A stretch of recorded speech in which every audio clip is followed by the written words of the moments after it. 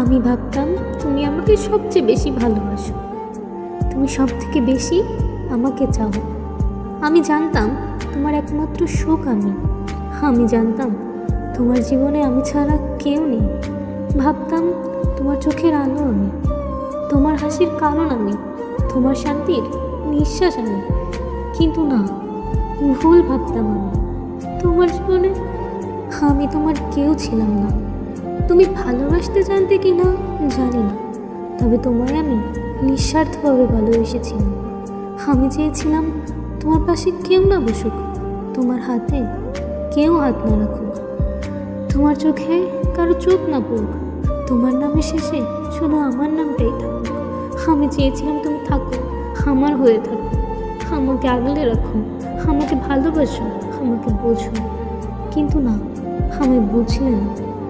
তোমার মিথ্যা ভালোবাসার রেশ আমি কখনো কাটিয়ে উঠতে পারবো না।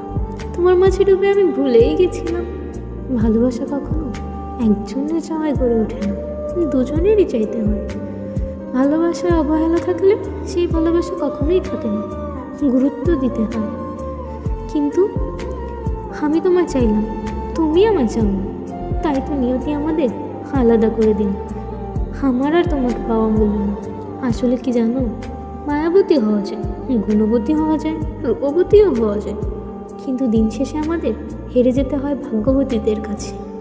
নিজের ভালোবাসার মানুষটাকে পাওয়ার ভাগ্য কি সবাই নিয়ে জন্মায়? অপেক্ষা তার জন্যই করো যে তোমার অপেক্ষার মূল্য দিতে পারে।